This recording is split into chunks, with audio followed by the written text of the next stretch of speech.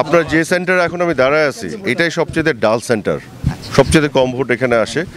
সবাই এই সেন্টারের এক্সাম্পল দিয়ে ঢাকা 17কে দেখাতে চায়, কিন্তু আপনাদের কিন্তু অন্যান্য সেন্টারে যেতে হবে। ঢাকা 17-র মেজরিটি সেন্টার আপনি যদি যান, মুক্তিযোদ্ধা সেন্টার যদি ভাসান থেকে মানিকদি মাটি কাটায়, ইভেন কালাচাঁদপুর গুলশানের পাশে প্রচুর ভোটাররা লাইন ধরে দাঁড়িয়ে আছে, এবং আমার কাছে ভিডিও ফুটেজ পাঠাচ্ছে সকাল 8টা থেকে 8টার আগে থেকে। নারী ভোটাররা বিশেষ করে প্রচুর ভোটাররা টার্ন করছে। এবং এবার কিন্তু আমরা নির্বাচনটা করছি শুধু নির্বাচনে জয়ী হয়ে এমপি হওয়ার জন্য না, ভোট বর্জন যারা করছে তাদেরকে জবাব দেওয়ার জন্য।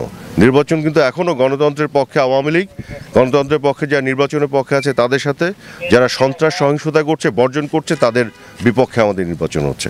এই জন্য ভোটাররা আসলে ভোট দিচ্ছে ওদেরকে না বলার জন্য। আমি একটু আগে গুলশান মডেলে ভোট দিলাম স্কুলে, ওখানে কিন্তু প্রচুর সিনিয়র সিটিজেন এবং এই এলাকার প্রচুর মানুষ নিজেদের মতন আসছে, এসে তারা ভোট দিয়ে চলে যাচ্ছে, কারণ তাদের একটা মতামত তারা ব্যক্ত করছে কাদের বিপক্ষে, সন্ত্রাস সহিংসতার বিপক্ষে, সন্ত্রাসীদের বিপক্ষে।